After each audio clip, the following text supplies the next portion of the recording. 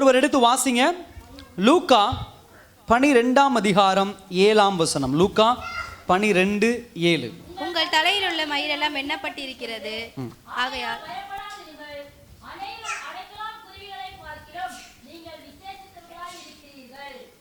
ஹல்லேலூயா. சத்தமா சொல்லுங்க, ஹல்லேலூயா. எஸ். அதாவது இந்த புதிய வருஷத்துல பாதி நமக்கு சந்தோஷம் இருந்தாலும் நிறைய காரியங்களை குறித்து நம்ம கவலை கொள்றது உண்டு, பயப்படுறது உண்டு. இங்க இருக்கிற அத்தனை பேருக்கும் இந்த வருஷத்துல ஒரு வருஷம் முடிஞ்சு புது வருஷத்துக்குள்ள போறோமே அப்படிங்கிறத விட, ஐயோ இந்த வருஷத்துல இந்தந்த காரியங்களை எல்லாம் சந்திக்கணுமே, என் குடும்ப காரியங்கள், என் பிள்ளையினுடைய காரியங்கள், அப்புறம் கடன், சில பேருக்கு கடன் இருக்கலாம், சில பேருடைய தேவைகள் இருக்கலாம். இந்த வருஷம் குடும்பத்தில் பெரிய பெரிய காரியங்களை செய்யணும், ஆனால் கையில் ஒன்றுமே இல்லை. ஸோ பல பயத்தோடு இந்த வருஷத்தை என்ன பண்ணலாம் நீங்கள் எதிர்கொள்ளலாம், இந்த இடத்துல இருக்கிறவங்க, இந்த கேட்குறவங்க. ஆனால் இன்றைக்கு கடவுள் கொடுக்குற ஒரு வார்த்தை என்ன அப்படின்னு சொன்னால், பயப்படாதிருங்கள், ஏன்னா நீங்கள் விசேஷித்தவர்கள். பயப்படாதிருங்கள். இந்த வார்த்தையை சொல்றதுக்கு இந்த உலகத்தில் எந்த மனுஷனுக்கும் அதிகாரம் கிடையாது. ஏன்னா நமக்கு இருக்கிற பிரச்சனையை தீர்த்து வைக்க யாராலும் முடியாது, முதல் காரியம் உலக மனுஷன். ஆனால் இந்த வார்த்தையை சொல்லுவாங்களான்னா பல பேர் சொல்ல மாட்டாங்க. பேச்சுக்காக சொன்னாலும் உள்ளுக்குள்ள பயந்தே சாகட்டும் அப்படின்னு நினைக்கிறது என்னது உண்டு. இந்த இடத்துல கடவுள் இந்த அதிகாரத்தில் நீங்கள் வாசிங்கன்னா 12ஆம் அதிகாரத்தில் பயத்தை குறித்து பேசுகிறார், கவலையை குறித்து பேசுகிறார், இந்த மாதிரியான காரியங்களை குறித்து என்ன பண்ணுகிறார், பேசுகிறார். சகோதர சகோதரிய, முதலாவது இந்த வசனத்துல உங்கள் தலையில் உள்ள மயிர் எல்லாம் எண்ணப்பட்டிருக்கிறது. நம்முடைய தலை முடி இது எல்லாவற்றையும் கர்த்தர் என்ன பண்ணியிருக்கிறாராம், எண்ணி வைத்திருக்கிறாராம். இதெல்லாம் ரொம்ப இன்னைக்கு இந்த காலகட்டத்தில் நம்ம அதை கேர் பண்ணுறதே கிடையாது, அதுக்கு ரொம்ப கவனம் கொடுக்கறதுல ஒரு சில பேர் கொடுக்குறாங்க, அதிகமான பேர். ஏன்னா ஒரு எல்லை வரைக்கும் தான் போகிறது. இந்த ஷாம்பு போடுறது, அந்த கண்டிஷனர் போடுறது, ஏதோ ட்ரை பண்ணுறது. ஃபஸ்ட்டு இங்கிலீஷில் ஆரம்பிப்பாங்க, இந்த ஷாம்பு நல்லா இருக்குது, அந்த ஷாம்பு நல்லா இருக்குது, அப்படி இப்படின்னு போயிட்டு அப்புறம் கடைசியில் அப்படியே வந்து நாட்டு மருந்துக்கு வந்துடுவாங்க. நாட்டு மருந்துனா சீகக்காய் வந்துடுவாங்க, அரப்பு இந்த மாதிரி வருவாங்க. அதுக்கும் முடி கொட்ட ஆரம்பிச்சிச்சுன்னா என்ன பண்ணிடுவாங்க, சரி இருக்கிறது இருக்கட்டும், போகிறது போகட்டும் அப்படின்னு சொல்லி என்ன பண்ணிடுறது, விட்டுறது. நம்ம என்னைக்காவது நம்மளுடைய முடியை எண்ணி இருக்கிறோமா, என்ன முடியுமானா என்ன முடியாது. கீழே கொட்டுற முடியன்றதா, இருக்கிற முடியன்றதா, அதுவும் முடியாது. ஆனால் வேத வசனத்தில் பார்க்குறோம், நம்முடைய தலைமுடி எல்லாம் கடவுள் என்ன பண்ணியிருக்கிறாராம், எண்ணி வைத்திருக்கிறார். அது என்ன, அது ஏன் அந்த வசன வார்த்தையை குறிப்பிட்டிருக்காரு அப்படின்னு சொன்னா, உங்களுடைய என்னுடைய ஒர்த் அப்படின்னு சொல்லுவாங்க ஆங்கிலத்தில், வேல்யூ, மதிப்பு. நம்முடைய தலைமுடியை கடவுள் எண்ணி வைத்திருக்கிறார் அப்படின்னு சொன்னா, கடவுள் எந்த அளவுக்கு உங்களையும் என்னையும் அவருடைய பார்வையில வச்சிருக்கிறார் அப்படிங்கிறது ரொம்ப முக்கியமா நம்ம என்ன பண்ணணும், கவனிக்கணும். இந்த உலகத்தில் நமக்கு இருக்கக்கூடிய முதல் கவலை என்னன்னா, என்னை மதிக்கலை அப்படின்னு ஒரு காரியம். என் வீட்டுக்காரர் என்னை மதிக்கலை, என் மனைவி என்னை மதிக்கலை, என் பிள்ளைகள் என்னை மதிக்கலை, என் உறவினர்கள் என்னை மதிக்கலை, என் குடும்பம் என்னை மதிக்கலை, நான் வேலை செய்கிற இடத்துல என்னை மதிக்கலை அப்படின்னு சொன்னால் எனக்கு உண்டான கனம் கொடுக்கல. நம்மளை அவமானமாக பேசலாம், துர்வார்த்தைகளால் பேசலாம். ஒரு திருமணத்துக்கு போகிறோம், ஏதோ ஒரு காரணத்தை வச்சு நம்மளை அவமானப்படுத்துறது உண்டு. ஒரு நல்ல விஷயம் உறவினர்கள் மத்தியில் நடக்க போகும்போது நம்மளுடைய உருவத்தை வச்சு, நம்ம போடுற ட்ரெஸ்ஸை வச்சு, நம்ம அணிகிற அணிகலன்களை வச்சு கேவலமாக பேசுறது உண்டு. அவங்க எல்லாம் எதை வச்சு கணக்கு போடுறாங்க அப்படின்னு சொன்னால், நம்முடைய வெளிப்புறமான காரியங்களை வச்சு நம்ம உதவாதவங்க, பிரயோஜனமற்றவங்க அப்படின்னு கேவலமாக பேசுறது உண்டு. ஆனால் இந்த வருஷம் கடவுள் உங்களுக்கு கொடுக்குற வார்த்தை என்ன தெரியுமா, யார் உங்களுக்கு மதிப்பு கொடுத்தாலும் மதிப்பு கொடாவிட்டாலும் கர்த்தர் உங்களுக்கு அதிக கனமும் மதிப்பும் கொடுத்திருக்கிறார். அல்லேலூயா. உங்களை அந்த அளவுக்கு அவர் என்ன பண்றார், கேர் பண்றார். அவ்வளவு ஆழமா என்ன பண்றாரு, கேர் பண்றார். எவ்வளவு ஆழமா, அடுத்து சொல்றாரு, அநேகம் அடைக்கலான் குருவிகளை பார்க்கிலும். குருவிகள் யூத கலாச்சாரத்தின் பிரகாரம் குருவி அப்படிங்கிறது ரொம்ப மதிப்பு கொடுக்க மாட்டேன். இன்னைக்கு நம்மளும் அப்படிதான். குருவிங்கிறது ரொம்ப சின்ன சைஸு, நிறைய இருக்கு. நம்ம என்னைக்காவது குருவிகளுக்கு மதிப்பு கொடுத்துருக்கோமா? ஒரு நாள் அரிசி போட்டோம்னாவே அது ரொம்ப பெருமையாக பேசுறது உண்டு. அது ஆட்டோமேட்டிக்காக சாகுது, அதுக்கு ஒரு கேர் எடுக்க.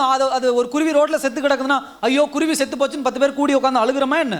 இல்லை அதை கொண்டு போய் அடக்கம் பண்ணுறோமா என்ன? இல்லை, வண்டியில் போகும்போது அடித்து சாகுது குருவிகள். அதை பற்றிலாம் நம்ம கேர் பண்ணுறது இல்லை. எறும்பு, அதை நம்ம கேர் பண்ணுறது இல்லை, அதை பற்றி யோசிக்கிறது கிடையாது. நல்லா கவனிங்க. அப்படி குருவிகளை பார்க்கிலும் நீங்கள் எப்படிப்பட்டவர்கள், விசேஷித்தவர்கள். அப்படின்னா என்ன அர்த்தம்னா, கடவுளுடைய கணக்கில் குருவிகள் கூட உண்டு. இந்த உலகத்துல படைக்கப்பட்ட எல்லா விஷயமும் கர்த்தர் கணக்குல வச்சிருக்கிறார். ஒரு குருவி கூட அவருடைய அனுமதி இல்லாம இந்த உலகத்துல சாக முடியாது. ஒரு குருவி கூட அவருடைய அனுமதி இல்லாம இந்த உலகத்துல காணாம போக முடியாது. எல்லாம் அவருடைய அனுமதியோட தான் நடக்குது. ஒரு குருவி, ஒரு எறும்பு, உலக பிரகாரமான அனிமல்ஸ், அதாவது விலங்குகள், இதுக்கே ஆண்டவர் இவ்வளவு கனம் கொடுக்கிறாருன்னா எல்லாவற்றை காட்டிலும் தேவனால் ரொம்ப ஆசையாய் நீங்களும் நானும் படைக்கப்பட்டவர்கள். அல்லேலூயா. கவனிச்சு பாருங்க, இந்த படைப்பு குறித்து தெரியும், வேதவசனத்தில் வாசிக்கிறோம். மொத்தம் 6 நாட்கள் கடவுள் படைக்கிறார். 6 நாட்கள் ஒவ்வொரு நாளும் என்ன பண்றாரு? ஒவ்வொரு காரியத்தை படைக்கிறார்.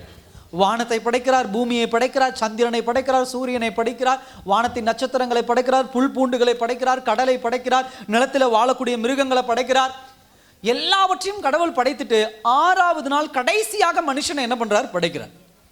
அல்ல கவனிங்க, ஏன் முதல்ல மனுஷனை படைச்சிட்டு மீதி எல்லாமே ஆண்டவர் படைக்கலாமே? ஏன் எல்லாத்தையும் படைச்சிட்டு கடைசியில மனுஷனை படைக்கிறார் அப்படின்னு சொன்னா, கடவுளுக்கு தெரியும் எதெல்லாம் மனிதனுக்கு தேவையானது, எதெல்லாம் கொடுத்தா அவனுக்கு சந்தோஷமா இருப்பான், எதெல்லாம் அவனுக்கு நிம்மதியானது, அவனுக்கு ஆசீர்வாதமானதுன்னு கர்த்தர் அறிந்து வைத்திருக்கிறார்.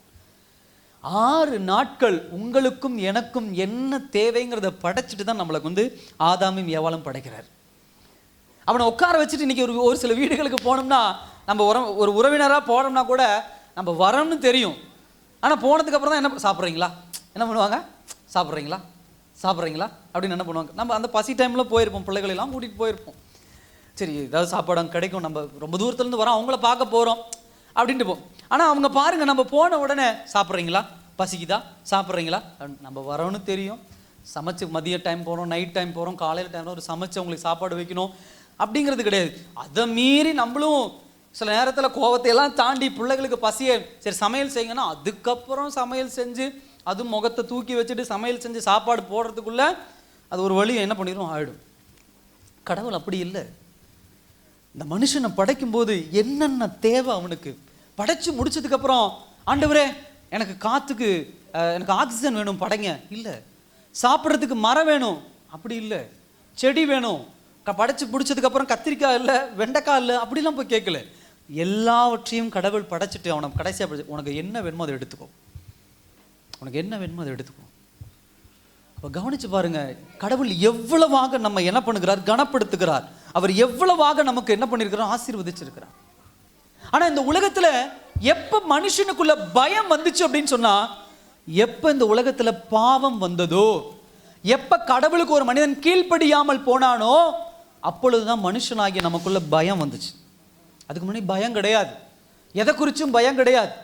ஏன் பயம் கிடையாதுன்னா, அவனுக்கு இருக்கிறது எல்லாமே போதுமானதாக இருந்துச்சு, தேவையானதாக இருந்துச்சு. பாவம் மட்டும் வரலைன்னா இன்னைக்கு நம்ம இப்படி அடிச்சுக்கிற மாதிரி அடிச்சுக்க மாட்டோம். அடிச்சுக்கிற மாதிரினா இன்னைக்கு சொத்துக்கு அடிச்சுக்கிறாங்க. ஒரு ரேஷன் கடைக்கு போனால் அங்கே ஒரு பெரிய சண்டை, ஒரு சாப்பாடு போனால் அங்கே ஒரு பெரிய சண்டை. சண்டை இல்லாத இடமே கிடையாது. எனக்கு ஃபஸ்ட்டு கிடைக்கணும், எனக்கு ஃபஸ்ட்டு கிடைக்கணும், எனக்கு ஃபஸ்ட்டு கிடைக்கணும். சுயநலம். இந்த சுயநலத்தை கர்த்தர் படைக்கல, இது பாவத்தினால் வந்த விளைவு. இப்படிப்பட்ட உலகத்தில் இந்த பாவம் வந்ததுனால தான் மனிதன் சுயநலவாதியாய் மாறினான். பாவம் வந்தது, சுயநலம் வந்தது. சுயநலம் எல்லோருக்குள்ளும் பயத்தை உண்டாக்கியது. ஏன்னா மனுஷன் இப்போ என்ன பண்ணிட்டான், எதுவுமே திருப்தி அடையாத ஒரு வாழ்க்கை இருக்கிற. நம்ம எல்லோரும் சரி, என்னையும் சரி, என்னைக்கு எதனால திருப்தி அடைஞ்சிருக்கோம், இருக்கிறது போதும், சந்தோஷம், இப்படியே வாழுவோம். அப்படி இல்லை, நல்லா சந்தோஷமா இருப்போம். சில நேரத்தில் வீட்டில் இருப்போம், போதும், இந்த அரிசி இருக்கு, இந்த பருப்பு இருக்கு, இந்த ஜாமானம், இந்த டிவி இருக்கு, இது போதும். அப்படி வெளியே வந்த உடனே எடுத்து வீட்டுக்காரங்க யாராவது பெரிய டிவி வாங்கிட்டு போனாங்கன்னா முடிஞ்சுது. அதை பார்த்த உடனே நம்ம வீட்டு டிவி என்னத்துக்காகும், அந்த டிவி வாங்கணும், அந்த அந்த அந்த ஃப்ரிட்ஜு வாங்கணும், அந்த கார் வாங்கணும். ஒரு வீடு கட்டி நல்லா சந்தோஷமா வீட்டுக்குள்ளே போய் கூட, அப்பா வீடு கட்டிட்டேன், கடன் வாங்கி இன்னும் 40 லட்சம் கடன் கட்டணும், பட் நல்ல வீடு. ஒரு மாதம் கழிச்சு இன்னொருத்தர் யாராவது வீடு பிரதிஷ்டை கூப்பிட்றாங்க, புண்ணியாசனை கூப்பிட்றாங்க, அவங்க வீட்டுக்கு போன உடனே சே இந்த மாதிரி வீடு கட்டியிருக்கலாம், நம்ம என்னத்தை வீட்டை கட்டிட்டோம், திருப்தி இல்லை. இப்படி திருப்தி இல்லாத ஒரு வாழ்க்கை தான் சில நேரங்கள் நமக்குள்ள என்ன உண்டாக்கிறது, பயத்தை உண்டாக்கிறது. கடவுள் இங்க அதான் சொல்றாரு. என்ன சொல்றாரு அப்படின்னு சொன்னா, கடவுள் நமக்கு தேவையானதை அழகாக படைத்து வைத்திருக்கிறார். பயப்படாதிருங்கள் அப்படின்னு சொன்னா, எதை குறித்து கவலைப்படாதீங்க. உங்ககிட்ட என்ன இருக்கோ அதை வச்சு நல்ல வாழ்க்கையை, கர்த்தர் சமாதான சந்தோஷம், அதை நாடுங்க தேவ சமூகத்துல. இந்த வருஷத்துல கர்த்தர் உங்களுக்கு கொடுக்கிற வார்த்தை அதுதான். உங்களுக்கு தேவையானதை, தெய்வீக ஆசீர்வாதத்தை கர்த்தர் நிறைவா கொடுத்திருக்கிறார். அதை நாடுங்க. வேத வசனத்தை நாடுங்க, ஜெபத்தை நாடுங்க, உடல் நல்ல சுகபலத்தை நாடுங்க. குடும்பத்துல கணவன் நல்ல முறையில் இருக்கணும், மனைவி நல்ல முறையில் இருக்கணும், பிள்ளைகள் கீழ்ப்படிதலா இருக்கணும். என்ன ட்ரெஸ் உடுத்துறோன்னு கிடையாது, என்னத்தை உண்போம்னு கிடையாது, அதை குறிச்செல்லாம் கவலை வேண்டாம். தேவையில்லாத காரியங்களை குறித்து பயந்து பயந்து பயந்து சந்தோஷம் இல்லாமல் சமாதானம் இல்லாத ஒரு வாழ்க்கை வாழ்ந்து கொண்டு இருக்கிறீங்கன்னா, முதலாவது உங்க வேல்யூ என்னன்னு புரிஞ்சுக்கோங்க. இந்த உலகத்திலே எல்லாவற்றை காட்டிலும் கடவுள் உங்களை அதிக வேல்யூ கொடுக்கிறார், உங்களுக்கு அதிக மதிப்பு கொடுக்கிறார். குருவியை பார்த்து சொல்ல, பயப்படாத குருவி சொல்லல. ஒரு டாகை, ஒரு நாயை பார்த்து சொல்லல, ஒரு அனிமல்ஸை பார்த்து சொல்லல, ஒரு மீனை பார்த்து சொல்லல. உங்களை என்ன மாத்திரம் தான் பார்த்து சொல்றாரு, பயப்படாதிருங்க. ஏன்னா நம்ம மேல அவ்வளோ மதிப்பு வச்சிருக்கிறார் தேவன். அவ்வளோ நீங்களும் நானும் தேவனுடைய பார்வையில் அவ்வளோ கனமுள்ள ஒரு பாத்திரமாக நாம் என்ன பண்றோம் இருக்கிறோம். அவ்வளோ உயர்வுள்ள ஒரு பாத்திரமா இருக்கிறோம். அதுல அவர் சொல்ற வார்த்தை அடுத்து, நீங்கள் விசேஷித்தவர்களா என்ன பண்றீங்க இருக்கிறீங்க. எல்லாவற்றை காட்டிலும் நாம் விசேஷித்தவர்களாக என்ன பண்ணுகிறோம் இருக்கிறோம் தேவனுடைய பார்வையில். இன்னைக்கு வேத வசனத்துல வாசிக்கிறோம், யோசேப்புடைய வாழ்க்கையை பார்க்கிறோம், ஆபிரகாமுடைய வாழ்க்கையை பார்க்கிறோம், தாவீதுடைய வாழ்க்கையை பார்க்கிறோம், புதிய ஏற்பாடு புத்தகத்தில் சீஷர்களுடைய வாழ்க்கையை பார்க்கிறோம். எல்லாரும் நம்ம பார்க்கிறோம், பெரிய வசதியோடு வாழ்ந்தவர்கள் அப்படிலாம் கிடையாது, சீஷர்கள்லாம் பார்க்கிறோம். அப்போஸ்தலனாகிய பவுல் கதை நமக்கு தெரியும், அவருடைய வாழ்க்கை வரலாறு. கடைசி வரைக்கும் ஒரு வாடகை வீட்டில் இருந்தால் என்ன பண்றாரு, மரித்து போகிறார். அவ்வளோ பெரிய மனுஷன். நல்லா கவனிங்க, நான் சொத்து வேண்டாம், ஆசீர்வாதம் வேண்டாம் அப்படி நான் பிரசங்கம் பண்ணல. வந்தா சந்தோஷம் எடுத்துக்கொள்ளுங்க, ஆனா அதை குறித்து பயந்து கொண்டு ஒரு வாழ்க்கை வாழாதீங்க. எல்லாவற்றை காட்டிலும் கர்த்தர் உங்களுக்கென்று ஒரு திட்டம் வைத்திருக்கிறார், அதை நோக்கி ஓடுங்க. தேவன் உங்களை எந்த இடத்துல விசேஷித்த மகளாக வைத்திருக்கிறார்னா, அங்க ஒரு ஆத்துமா தேவன் என்ன பண்ணிருக்கிறார், உங்களுக்கு கொடுத்திருக்கிறார், அதை நாடுங்க. வெளியரங்கமான மனுஷனுக்கு மதிப்பு கொடுக்கிறத பார்க்கலாம், உங்களுடைய உள்ளான மனுஷனை தேவ சமூகத்தில் ஒப்பு கொடுத்து அந்த உள்ளான இருதயம், உள்ளான அந்த ஹார்ட், இதை என்ன பண்ணும், தேவ சமூகத்தில் பலப்படுத்தப்பட்ட பிள்ளையா என்ன பண்ணும் நம்ம இருக்கணும். இயேசு கிறிஸ்து அதை தான் போதிக்கிறார். தேவையில்லாத மனிதர்களுக்கு, என்னைக்கு கடவுளுக்கு பயப்படுகிறோமோ அப்பொழுது மனிதனுக்கு பயப்பட மாட்டோம். எப்ப மனுஷனுக்கு பயப்பட ஆரம்பிக்கிறோமோ அப்ப கடவுளுக்கு பயப்பட மாட்டோம். கடவுளுக்கு பயப்பட்டா மனுஷன் ஒரு தப்பை செய்யணும் நம்ம செய்ய மாட்டோம், ஒரு தவறை செய்யணும் நம்ம செய்ய மாட்டோம், கடவுள் தண்டிப்பார் அப்படின்னு.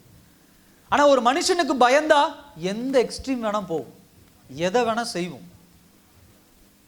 எந்த அளவுக்கு பொய் சொல்லுமோ அந்த அளவுக்கு பொய் சொல்லுவோம், எந்த அளவுக்கு ஏமாத்தணுமோ அந்த அளவுக்கு ஏமாத்துவோம், எந்த அளவுக்கு துரோகம் பண்ணுமோ அந்த அளவுக்கு துரோகம் பண்ணுவோம். ஆதாமையும் ஏவாளையும் தேவன் ஆண்டவர் படைத்து ஏதேன் தோட்டத்தில் விட்டிருந்தார். அவரோடு அவ்வளவு அழகா அவரோட பேசி அவரோட சந்தோஷமா இருந்தாங்க. ஆனா எப்ப பாவம் வந்துச்சோ, எப்ப ஆண்டவருடைய வார்த்தைக்கு கீழ்ப்படியாமல் போனார்களோ, அப்பொழுது இயேசு, அதாவது தேவன் அந்த ஏதேன் தோட்டத்தில் இறங்கணும்னு அவர்கள் பயந்தார்கள், ஓடி ஒளிஞ்சிட்டாங்க. ஆண்டவர் கேட்கிறார், எங்க ஒளிஞ்சிருக்கிறீங்க, ஏன் ஒளிஞ்சிருக்கிறீங்க? பயம். எதை குறித்து பயம்? தங்களுடைய நிர்வாணத்தை குறித்து பயம். எப்பொழுது தங்களுடைய சரீரத்தை பார்க்க ஆரம்பிச்சாங்களோ, பாவம் அதான பண்ணும், பாவம் அதான செய்யும். உங்க சரீரத்தை நோக்கி பார்க்க வைக்கும், உங்களுடைய குடும்பத்தை நோக்கி பார்க்க வைக்கும், பணத்தை நோக்கி பார்க்க வைக்கும், பொருளை நோக்கி பார்க்க வைக்கும். ஆனா கடவுள் சொல்ற வார்த்தை, பயப்படாதிருங்கள். உள்ளான மனுஷனுக்கு முக்கியத்துவம் கொடுங்க. தேவ சமூகத்தில் ஒப்பு கொடுக்கப்பட்ட ஒரு பிள்ளைகளா நம்ம என்ன பண்ண வரணும். சில நேரங்களில் நாம் செய்கிற தவறு அதுதான், உங்களுக்கென்று கர்த்தர் கொடுத்திருக்கிற மதிப்பை நம்ம கவனம் எடுத்துக்கிறது கிடையாது. உங்களுக்கென்று கடவுள் வைத்திருக்கிற திட்டத்தை நீங்க என்னைக்கு புரிந்து கொள்ளுகிறீர்களோ அப்பொழுதுதான் கர்த்தர் உங்க மேல வைத்திருக்கிற மதிப்பு, உங்களுக்கு கொடுக்கப்பட்ட கனம் உங்களுக்கு புரிய ஆரம்பிக்கும். இன்னைக்கு இந்த இடத்துல நிக்கிறோம் அப்படின்னு சொன்னா நம்ம ஒரு கோடீஸ்வரனா நிக்கணும்னு அவசியம் கிடையாது. ஒருவர், உங்க பக்கத்து வீட்டில் ஒருவர் நோய்வாய்ப்பட்டிருக்காங்க, அவங்களுக்காக ஜெபிக்கிறீங்க, அவங்க சுகம் பெறுறாங்க, அதுதான் தேவன் உங்களுக்கு வைத்திருக்கிற திட்டம். உங்க குடும்பத்தில் உங்களுடைய பிள்ளைகள், உங்களுடைய கணவன், உங்களுடைய மனைவி, உங்க குடும்ப பிரச்சனை, இதுக்காக உட்கார்ந்து உபவாசம் இருந்து ஜெபிச்சு அந்த குடும்பத்தை சந்தோஷத்தின் பாதையில, சமாதானத்தின் பாதையில கூட்டிட்டு போறேன் பார்த்தீங்கன்னா, அதுதான் தேவன் உங்களுக்கும் எனக்கும் வைத்திருக்கிற திட்டம். நம்முடைய ஊர், நம்முடைய உறவினர்கள், அதுக்கு நம்ம வேல்யூ கொடுக்கறது இல்லை. இந்த உலகத்துல மற்ற மனிதனோடு போட்டி போட ஆரம்பிக்கிறோமோ தவிர மற்ற மனிதன் சுகமா இருக்கணும் அப்படிங்கிறது இல்லை. இயேசு கிறிஸ்து இந்த உலகத்துல வந்து 33 வருஷம் வாழ்ந்தார். வேதவசனத்துல வாசிக்கிறோம், 3 வருஷம் நடந்து நடந்து எல்லா ஊர்களுக்கும் போய் எல்லாருக்கும் சுகம் கொடுத்தார், எல்லாருக்கும் ஆசீர்வாதத்தை கொடுத்தார். ஆனா அவர் சுயமா தனக்குன்னு எதையும் தேடிக்கொள்ளல. எதை குறித்து கவலைப்பட்டு இருக்கிறீங்க? ஏன் கவலைப்பட்டு இருக்கிறீங்க? குருவிகளை பார்க்கிலும் நீங்களும் நானும் விசேஷித்தவர்கள். அதை கூட ஆண்டவர் கணக்கு வச்சிருக்கிறார். சாதாரண குருவிக்கு அவர் அவ்வளவு கனம் கொடுத்து அதை மதிப்பு வச்சு அதுக்கு மதிப்பு கொடுக்கிறாருன்னா உங்களை என்னை எப்படி ஆண்டவர் கைவிடுவார்? தேவனுடைய பார்வையில் நீங்களும் நானும் எவ்வளவு முக்கியமானவர்கள், எப்படி முக்கியமானவர்கள். கடவுள் எப்படி உங்களை என்னையும் படைச்சார்? குருவிகளாகட்டும் மற்றவங்களாகட்டும் உண்டாகட்டும் உண்டாகட்டும் உண்டாகட்டும் எல்லாம் படைக்கப்பட்டது. ஆனா உங்களையும் என்னையும் படைச்ச விதம் வேற. அவர் தன்னுடைய சாயலாக உங்களை என்னையும் படைத்தார். ஹல்லேலூயா. தன்னுடைய சாயல் அப்படின்னு சொன்னா அவருடைய முகத்தை போல, அவருடைய உருவத்தை போல, அவருடைய குணம், கடவுளுடைய குணம். நம்ம அதை இழந்துட்டோம் பாவம் வந்ததுனால. புதிய ஏற்பாடு புத்தகத்தில் அழகா சொல்றார், ஒருவர் ஒரு கண்ணத்தை இறந்தால் நீங்க என்ன பண்ணுங்க, மறு கண்ணத்தையும். அதுதான் கடவுளுடைய குணம். தாழ்மை. வேதவசனத்துல வாசிக்கிறோம், அவர் தன்னைத்தானே வெறுத்து அடிமையின் ரூபம் எடுத்து இந்த பூமியில் என்ன பண்ணார், வந்தார். இப்படிப்பட்ட ஒரு வாழ்க்கை வாழும்போது நமக்கு பயம் வராது. இப்படிப்பட்ட ஒரு வாழ்க்கை வாழும் பொழுது நம்ம எதை குறிச்சும் கவலைப்பட தேவையில்லை. நீங்க எந்த இடத்துல இருக்கிற, உங்களை உயர்வா பேசுறாங்களா, சைலண்டா அமைதியா விடுங்க. உங்களை தாழ்வா பேசுறாங்களா, அமைதியா விடுங்க. உங்ககிட்ட இருக்கக்கூடிய குறைய சுட்டிக்காட்டி பேசுறாங்களா, அமைதியா விடுங்க. உங்களை கேவலமா பேசுறாங்களா, அமைதியா விடுங்க. ஏன்னா அவர்களுடைய பார்வையில் நீங்க எப்படிப்பட்டவர்களா வேணா இருக்கலாம். ஆனா தேவனுடைய பார்வையில் நீங்களும் நானும் விசேஷித்தவர்கள். அதுக்கு அதிக மதிப்பு வச்சிருக்கிறார்.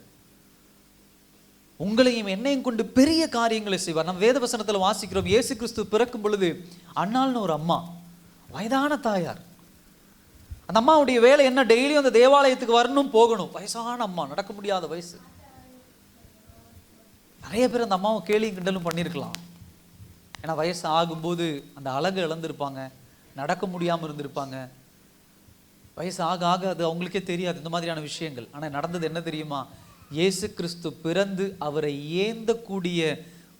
ஏந்தி அவரை போற்றக்கூடிய, அவரை பற்றி பாடக்கூடிய ஒரு மிகப்பெரிய பாக்கியத்தை அன்னாளுக்கு ஆண்டவர் கொடுத்திருந்தார். அல்லேலூயா. எத்தனையோ பேருக்கு அந்த பாக்கியம் இல்லை, எத்தனையோ பேருக்கு அது தெரியாது. என் சகோதர சகோதரி, இன்றைக்கு நீங்களும் நானும் அப்படிதான். கர்த்தர் உங்களை உங்க குடும்பத்தில் வைத்திருக்கிறார் அப்படின்னு சொன்னா நீங்க விசேஷித்தவர்கள். ஏன்னா நீங்க இல்லைன்னா அந்த குடும்ப சமாதானம் கிடையாது. ஒரு இடத்துல நீங்க தொழில் செய்யறீங்க, அங்க நீங்க இல்லைன்னா அந்த இடத்துல ஒரு சமாதானமான தொழில் கிடையாது. ஆனா அதை நம்ம புரிஞ்சு கொள்ளாம தேவையில்லாத காரியங்களை கொடுத்து சண்டை போட்டிருக்கிறோம். கணவன் மனைவி ரொம்ப புலம்பிட்டு இருக்கிறீங்க, என் கணவர் எனக்கு மதிப்பு கொடுக்கறது இல்லை, என் மனைவி எனக்கு மதிப்பு கொடுக்கறது இல்லை, என்னை கனப்படுத்துறது. நல்லா கவனிங்க, கணவன் சரியில்லை அப்படின்னு சொன்னா மனைவி அங்க விசேஷித்த மகளா இருந்தால் தான் அந்த குடும்பம் நல்லா இருக்கும். மனைவி சரியில்லைன்னா கணவன் அங்க விசேஷித்தவனாக இருந்தால் தான் அந்த குடும்பம் நல்லா இருக்கும். அந்த குடும்பத்துல கர்த்தர் உங்களை தேர்ந்தெடுத்திருக்கிறார். உங்க கணவனை நம்பி ஆண்டவர் அந்த குடும்பம் விடல, உங்க மனைவியை நம்பி அந்த குடும்பத்தை ஆண்டவர் விடல, உங்களை நம்பி ஆண்டவர் அந்த குடும்பத்தை கொடுத்திருக்கிறார். இந்த வருஷத்துல நீங்க அப்படி பொறுப்படுங்க. முதலாவது உங்களுடைய குடும்பம், அப்புறம் உங்க ஊர். கர்த்தர் உங்களை வச்சிருக்கிறார் அங்க சமாதானத்தை உண்டு பண்ண. நம்ம சமாதான குலைச்சலை உண்டாக்குகிற பிள்ளைகளா நம்ம ஒருபோதும் என்ன பண்ணக்கூடாது, இருக்கக்கூடாது. அடுத்த விஷயம், ஏன் விசேஷித்தமானவர்கள்னா, நீங்களும் நானும் நினைச்சுக்கலாம் நாமெல்லாம் தேவையில்லாம இந்த பூமியில பிறந்திருக்கிறோம் அப்படின்னு சொல்லி. அப்படி கிடையாது. வேதவசனத்துல வாசிக்கிறோம், தாயின் கருவில உருவாவதற்கு முன்னமே நான் உன்னை என்ன பண்ணியிருக்கிறேன், தெரிந்து வைத்திருக்கிறேன். தெரிந்து வைத்திருக்கிறேன் என்ன அர்த்தம்? உங்களுக்கும் எனக்கும் திட்டம் இல்லாமல் கர்த்தர் உங்களை என்னை இந்த உலகத்துல கொண்டு வரல. ஹல்லேலூயா. போற போக்கில் பிறக்கப்பட்டு போற போக்கில் சாகிறவங்களை சில பேர் அப்படிதான் சொல்லுவாங்க, அப்படியே பிறந்து அப்படியே சாகதாண்ட அந்த உலகத்துல வந்திருக்கிறோம். அப்படி கிடையாது. எல்லாருக்கும் ஒரு திட்டத்தை தேவன் வைத்திருக்கிறார். திட்டம் இல்லாமல் இந்த உலகத்துல நீங்களும் நானும் பிறக்கல. என்ன பாஸ்டர் பெரிய திட்டம்னு சொல்லிட்டு இருக்கிறீங்க? நான் முதலமைச்சர் ஆக போறேனா, இல்ல கவுன்சிலர் ஆக போறேனா, எம்எல்ஏ ஆக போறேனா, போய் என் வீட்டில் சமையல் தானே செய்ய போறேன், நாளைக்கு போய் வேலைக்கு தானே எந்திரிச்சு நான் போக போறேன், என்ன பெரிய திட்டம் அப்படின்னு நீங்க அதை கேவலமா நினைக்கலாம், ஒரு வேலை பேசலாம். ஆனா கவனித்துக் கொள்ளுங்க, உங்களால மாத்திரம்தான் உங்க குடும்பம் ஆசீர்வதிக்கப்படும். உங்களால் மாத்திரம்தான் உங்கள் பிள்ளைகள் பரலோகம் வருவாங்க. உங்களால் மாத்திரம்தான் உங்கள் குடும்பத்தில் உள்ள அவமானம் நீக்கப்படும். இதை காட்டிலும் ஒரு பெரிய வேலை தேவையில்லை, இதை காட்டிலும் ஒரு பெரிய காரியம் தேவையில்லை. அதனால தான் ஆண்டவர் இன்றைக்கு உங்களை பார்த்து சொல்றாரு, பயப்படாதிருங்கள். உங்க கணவர் பயப்படலாம், உங்க மனைவி பயப்படலாம், உங்க பிள்ளைகள் பயப்படலாம், உங்களை சுற்றியுள்ளவர்கள் பயப்படலாம், ஆனா நீங்க பயப்படாதீங்க. ஏன்னா நீங்க விசேஷித்தவர்கள். ஹல்லேலூயா. அவர்கள் தேவனால் தெரிந்து கொள்ளப்பட்டவர்கள் அல்ல, நீங்களும் நானும் தேவனால் தெரிந்து கொள்ளப்பட்டவர்கள். மத்தேயு புத்தகத்தில் வாசிக்கிறோம், சமாதானம் பண்ணுகிறவர்கள் பாக்கியவான்கள். எல்லாரும் சமாதானம் பண்ண முடியாது. ஹல்லேலூயா. எல்லாரும் தாழ்ந்து போக முடியாது, எல்லாரும் விட்டு கொடுத்து போக முடியாது. இங்க இருக்கிற நம்ம எல்லோருமே பெருசா பேசலாம் ஒவ்வொருத்தரும், ஆனா இங்க இருக்கவங்க நம்ம விட்டு கொடுத்து போக முடியுமா?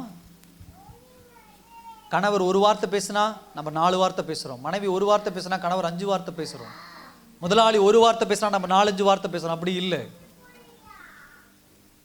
தாழ்ந்து போகிற மனப்பாங்க தேவன் உங்களுக்கு எனக்கு தான் கொடுத்திருக்கிறார். ஏன்னா நம்முடைய தெய்வம் இந்த உலகத்தில் வந்து தாழ்ந்து போனார். அல்லேலூயா. தன்னைத்தானே வெறுத்து தன்னை தாழ்த்தி உங்களுக்காக எனக்காக சிலுவையில் அவர் அடிக்கப்பட்டார், அவருடைய ரத்தத்தை சிந்தினார். தேவ திட்டம் இல்லாம நீங்களும் நானும் ஒருபோதும் இந்த உலகத்தில் என்ன பண்ணல, படைக்கப்படல.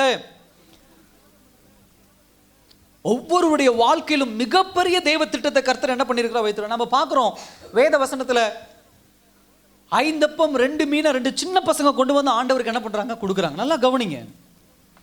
அவ்வளோ பெரிய கூட்டம், 20,000 பேர் இருக்கிறாங்க அந்த கூட்டத்தில். 20,000 பேர் எதில் இருக்கிறாங்க? பசியில் கிடக்குறாங்க. அங்கே என்ன மிகப்பெரிய, அங்கே எம்எல்ஏ வந்தாரா, எம்பி வந்தாரா, இல்லை ராஜா வந்தாரா, ராணி வந்தாங்களா? இல்லை, 2 சின்ன பசங்க. ஆண்டவர் கேட்குறாரு, ஏப்பா உங்ககிட்ட ஏதாவது இருக்கா? எவனுமே இல்லைன்ட்டான். அந்த 2 சின்ன பசங்க 5 அப்பம் 2 மீனை கொண்டு வந்து, ஏசப்பா ஆண்டவரே என் கையில் இது இருக்குன்னாரு, கொண்டா. அந்த 5 அப்பம் 2 மீனை வாங்கி ஜெபிச்சு கொடுத்தாரு. 20,000 பேரும் சாப்பிட்டாங்க. ஹல்லேலூயா. அந்த சின்ன பிள்ளைகளுக்கு தேவன் வைத்திருக்கிற திட்டம் அதுதான். எத்தனையோ பேர் வச்சிருந்திருக்கலாம், சாப்பாட்டை கொடுக்க மனசு வந்திருக்காது. ஐயோ 2 பிரெட் தான் இருக்கு, 2 பன்னு தான் இருக்கு, 2 ஃபிஷ் தான் இருக்கு, இதை நாங்கள் எப்படி கொடுப்போம், கொடுக்க மாட்டோம்னு சொல்லி எத்தனையோ பேர் வைத்திருந்திருக்கலாம், கொடுக்க மனசு வந்திருக்கு. ஆனால் அந்த 2 பிள்ளைகளுக்கு தேவன் வைத்திருக்கிற திட்டம் அதுதான். எல்லோருடைய வாழ்க்கையிலும் தேவன் அப்படிதான் வச்சிருக்கிறார். தேவன் அப்படி திட்டம் வச்சுதான் தேவன் உங்களை என்னையும் படைத்திருக்கிறார். தேவனுடைய திட்டத்தில் நீங்க இருக்கிறீங்க, நான் இருக்கிறோம் அப்படின்னா திட்டத்திற்கு தகுந்த மாதிரி கடவுள் உங்களையும் என்னையும் ஆசீர்வதித்துக் கொண்டுதான் இருக்கிறார். அல்லேலூயா. நீங்களும் நானும் நினைக்கிற மாதிரி வீடு வாங்கல, கார் வாங்கல, பைக் வாங்கல, இல்ல போன வருஷம் பாஸ்டர் சொன்னாரு 2024 ஆசீர்வாதமா இருப்பீங்கன்னு. ஒண்ணுமே இல்ல, அப்படியே தான் இருக்கிறோம். அடுத்த வருஷம் இதே தான் டயலாக். இல்ல, நீங்க நினைச்சிட்டு இருக்கிறீங்க உங்க மைண்டுக்கு தெரிஞ்ச காரியம் கிடைக்கலன்னா ஆசீர்வாதம் இல்லைன்னு. இல்ல, உங்களை குறித்து தேவன் வைத்திருக்கிற திட்டத்தில் உங்களை உயர்த்திக்கிட்டு தான் இருக்கிறார். அல்லேலூயா. யோசேப்பை குறித்து தேவன் ஒரு திட்டம் வைத்திருந்தார். என்ன திட்டம்? அவனை பார்வோன் அரண்மனைக்கு கொண்டு போகணும்னு. அவன் நினைச்சுக்கலாம், போன வருஷமும் குழியில கிடந்தேன், இந்த வருஷம் போத்திபார் வீட்டில் என்ன அடிமை வேலையில் இருக்கிறேன், அடுத்த வருஷம் யோசிச்சிருக்கலாம் நான் எங்க இருக்கிறேன், சிறைச்சாலையில் இருக்கிறேன், ஜெயிலில் கிடக்கிறேன். சகோதர சகோதரி, உங்களுடைய பார்வையும் என்னுடைய பார்வையும் குறுகலான பார்வை. நாளைக்கு என்ன நடக்குன்னு நம்ம யோசிக்க முடியாது, அடுத்த வருஷம் என்ன நடக்குதுன்னு யோசிக்க முடியாது, அடுத்த இன்னும் 10 வருஷத்துக்கு அப்புறம் என்ன நடக்குன்னு யோசிக்க முடியாது. ஆனா தேவனுடைய பார்வை பெரிய பிக்சர், பெரிய பார்வை அது. உங்களுடைய கடந்த காலம் அவருக்கு தெரியும், நிகழ்காலம் அவருக்கு தெரியும், எதிர்காலம் அவருக்கு தெரியும். அதனால தான் அவர் முழுமையா சொல்றாரு, பயப்படாதீங்க. இன்னைக்கு இருக்கிற பிரச்சனை நாளைக்கு உங்க வாழ்க்கையில் இருக்க போறது இல்லை, நாளைக்கு நீங்க வருங்கிற பிரச்சனை அது வரப்போறதும் இல்லை. ஏன்னா அதற்கு தகுந்த திட்டங்களை ஏற்கனவே தேவன் உங்க குடும்பத்தில் என்ன பண்ணிட்டார், நடத்திட்டார், நிறைவேற்றிட்டார். இல்லாத ஒரு காரியத்தை குறித்து பயந்துட்டு உட்கார்ந்து இருக்கிறீங்க. எப்படி இந்த 25 நான் கடக்க போறேன், எப்படி இந்த 25 சந்திக்க போறேன்? இல்ல, கர்த்தர் 25ல உங்களை குறித்து என்ன திட்டம் வைத்திருக்கிறாரோ அந்த திட்டத்திற்கு உண்டான எல்லா ஆசீர்வாதங்களையும் தேவன் நிறைவாய் தருவார். அல்லேலூயா. நீங்க போடுற திட்டமும் கிடையாது, நான் போடுற திட்டமும் கிடையாது, கர்த்தர் போடுகிற திட்டம். அல்லேலூயா. அது எப்படிப்பட்ட திட்டமா வேணா இருக்கலாம், தேவ திட்டம் வேறு. அந்த திட்டத்துக்கு ஒப்பு கொடுக்கறதா உங்களுடைய வேலையும் என்னுடைய வேலையும் தவிர வேற எதுவும் கிடையாது. ஏன் ஆண்டவர் சொல்றார் நீங்க விசேஷித்தவர்கள்? பார்க்கிறோம், குருவிகளை பார்க்கலாம் நீங்கள் விசேஷித்தவர்களா இருக்கிறீர்கள். ஏன் சொன்னா கடவுள் உங்களை என்னையும் இன்ச்சா பார்த்துக்கிட்டு இருக்கிறார். அல்லேலூயா. பெத்தவங்க சில நேரத்தில் பிள்ளைகளை பார்க்க முடியாது, 24 மணி நேரம் நம்ம பிள்ளைகளை கவனிச்சிட முடியுமா? கொஞ்ச நாளைக்கு முன்னாடி ஒரு தாய், ஒரு குழந்தை போய் ஒரு தொட்டியில் விழுந்து இறந்து போகுது. அவங்க வேணும்னே பார்க்காம கிடையாது. ஒரு சில இடத்துல பார்க்குறோம், ஒரு தாய் உட்காந்துருக்குறாங்க, திடீர்னு அந்த குழந்தை ரோட்டில் ஓடி போய் ஒரு வண்டி அடித்து இறந்துடுறாங்க. அந்த தாய் வேணும்னு கவனக்குறைவு அப்படின்லாம் சொல்ல முடியாது. அவங்களுடைய மென்டாலிட்டி அவ்வளோதான். ஒரு நிமிஷம் இப்படி திரும்பி பார்க்கும்போது இங்கே என்ன நடக்குதுன்னு அவங்களால யோசிக்க முடியாது. திடீர்னு அந்த குழந்தை அவங்க கையை விட்டு போயிடுது, திடீர்னு அந்த குழந்தை போய் தொட்டியில் விழுந்துருது, அவங்க கஷ்டப்பட்டு அந்த குழந்தையை பெற்றெடுக்கிறாங்க. இப்போ கொஞ்ச நாளைக்கு முன்னாடி நம்ம தோக்கவாடி பகுதியில் பார்க்குறோம், ஒரு தகப்பனும் ஒரு குழந்தையும் வண்டியில் போகிறாங்க, ஒரு வண்டிக்கடியில் மாட்டி அந்த குழந்தை அப்படி இறந்து போயிடுது. பிள்ளைகளை தாய் தகப்பன் கூட அப்படி பார்க்க முடியாது. ஆனால் கடவுள் எப்படி பார்க்குறாரு? இன்ச்சு இன்ச்சாக பார்க்குறாரு. ஒரு நிமிடம் கூட நம்மளை விட்டு விலகாதவர். அல்லேலூயா. எல்லா விஷயங்களையும் அவர் பார்க்கிறார். இந்த உலகத்தில் நம்ம கவுண்ட் பண்ண முடியாது, இந்த உலகத்தில் நம்ம எண்ண முடியாது குருவிகள் எவ்வளோ இருக்குன்னு, இந்த உலகத்தில் நம்முடைய தலைமுடி எவ்வளோ இருக்குன்னு எண்ண முடியாது. ஆனால் எல்லாவற்றையும் கணக்கில் வைத்து பார்க்கிறவர் நம்முடைய தெய்வம். அவருக்கு தெரியும் நாளைக்கு நம்முடைய தலைமுடி எத்தனை கீழே விழும், எத்தனை தலைமுடி நிற்கும், எல்லாமே அவருக்கு தெரியும். எல்லாவற்றையும் கணக்கிட்டு கணக்கிட்டு கணக்கிட்டு தான் உங்களை என்னையும் படைத்து வைத்திருக்கிறார் ஆண்டவர். நீங்க மனுஷங்க பார்க்கலையேன்னு ரொம்ப கவலைப்பட்டு இருக்கிறீங்க. என்ன அவங்க கவனிக்கல பாஸ்டர், என்ன அவங்க பார்க்கல, என்ன அவங்க மதிக்கல. இல்லை, கர்த்தர் உங்களை பார்த்துக்கிட்டே இருக்கிறார். அல்லேலூயா. எந்நேரமும் பார்த்துக்கிட்டே இருக்கிறார். வேதவசனத்தை சொல்லுது, அவருக்கு மறைவான காரியம் ஒன்றும் இல்லை. உங்களுக்கு தெரியாம உங்களை சுத்தி என்ன வேணா நடக்கலாம், கவலைப்படாதீங்க, கர்த்தர் வெளிப்படுத்துவார். அதுதான் நீங்களும் நானும் விசேஷித்தவர்கள். நமக்கு தெரியாமல் நம்மளை சுற்றி என்ன வேணால், நமக்கு என்ன பிள்ளி சுனியை வைக்கலாம், நம்ம அழிஞ்சு போகணும்னு நினைக்கலாம், இல்லை நம்மளை பற்றி தப்பாக வெளியே பேசலாம், என்ன உங்களுக்கு எனக்கு தெரியாது. ஆனால் நீங்கள் தேவ பிள்ளையாக இருக்கிறீங்க அப்படின்னா கர்த்தர் எல்லாவற்றையும் பார்த்து கொண்டு இருக்கிறார். அவர்கள் நினைக்கிற காரியம் உங்களை குறித்து என்ன பண்ணாது நடக்காது. தேவ திட்டம் அப்படி இல்லை. தன் பிள்ளைகளை ஒருபோதும் வெட்கப்படுத்துகிறவர் அல்ல. கடைசி ஒரு காரியத்தை சொல்லி நான் முடிக்க விரும்புகிறேன். ஏன் நம்ம விசேஷித்தவர்கள்? 2000 வருடங்களுக்கு முன்பு இயேசு கிறிஸ்து இந்த பூமியில் வந்து ரத்தம் சிந்தினார். அல்லேலூயா. யாருக்காக வந்தார் இந்த பூமியில்? சொல்லுங்க, யாருக்காக? குருவிக்காக வந்தாரா? இல்லை. செடி கொடி மரத்துக்காக வந்தாரா? இல்லை. நீங்களும் நானும் ரொம்ப கனமாக நினைக்கிற பணம் அதுக்காக வந்தாரா? இல்லை. இல்லை சொத்து நகை அதுக்காக இல்லை. உங்களுடைய ஆத்மாவும் என்னுடைய ஆத்மாவுக்காக. நீங்களும் நானும் ஏன் அவ்வளோ விசேஷித்தவர்கள் அப்படின்னு சொன்னா, என்ன இந்த விசேஷமான ஒரு கடவுள் என்னங்க கொடுத்தாரு? உடனே ஒரு கேள்வி வரும், என்ன கொடுத்துட்டாரு பெருசா அந்த கடவுள்? ஏன்னா நீங்களும் நானும் போடுற கணக்கு உலக பிரகாரமான காரியங்கள். என்ன கொடுத்தாரு தெரியுமா? தன்னுடைய ஒரே பேரான குமாரனை தியாகமா கொடுத்தாரு. அல்லேலூயா. இயேசு கிறிஸ்து இந்த பூமியில் அனுப்பினார். இன்னைக்கு பிள்ளைகள் பெற்ற தாய் தகப்பனுக்கு ஒரு உடம்பு சரியில்லை அப்படின்னு சொன்னா பாக்கெட்ல இருந்து 10 ரூபா கொடுக்க முடியல. ஒரு கிட்னி ப்ராப்ளம்னா கொடுக்க முடியாது, ஒரு பிரச்சனைனா கொடுக்க முடியாது. யாராவது கொடுப்பாங்களா? யாராவது கொடுப்பாங்களா? யாராவது கொடுப்பாங்களா? இப்படி தான் பார்த்துட்டு இருக்கிறாங்க. எனக்கு தெரிஞ்ச ஒருவருக்கு ஒரு கிட்னி ப்ராப்ளம். இப்போ அவங்க சொன்னாங்களா, நீங்கள் ஒரு கிட்னி கொடுத்தீங்கன்னா நாங்கள் வேற ஒரு கிட்னி உங்களுக்கு என்ன பண்ணுவோம், கவர்மெண்ட்லேருந்து அரேஞ்ச் பண்ணி கொடுப்போம்னு. இப்போ யார் கொடுக்கறது? அது மிகப்பெரிய ஒரு கேள்வி. ஏன் விசேஷித்தமானவர்கள்? தேவன் உங்களுக்காகவும் எனக்காகவும் தன்னுடைய மகன் அந்த பூமியில் கொடுத்திருக்கிறார். அந்த மகன் நிர்வாணப்படுத்தப்பட்டிருக்கிறார், அவர் அடிக்கப்பட்டிருக்கிறார், அவருடைய ரத்தம் இந்த பூமியில சிந்தப்பட்டிருக்கிறது. யாராவது ஒருவர் உங்க மேல அன்பு வச்சவங்க, நீங்க விசேஷித்தவர்கள் சொல்றவங்க, உங்களுக்காக ஏதாவது ஒரு சின்ன விஷயத்தை செய்வாங்களா? இன்னைக்கு ஒரு 100 ரூபாய் கொடுக்க ஆள் கிடையாது.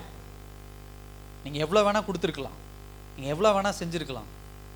ஆனா கடவுளுடைய பார்வையில் நீங்களும் நானும் விசேஷித்தவர். உங்களுக்காக எனக்காக கடவுள் இந்த பூமியில இறங்கி அடிக்கப்பட்டு வேதனைப்பட்டு ரத்தம் சிந்தப்படுத்தப்பட்டார். விசேஷமானவர்கள். எல்லாரும் கண்களை மூடலாமா அந்த நாள்ல?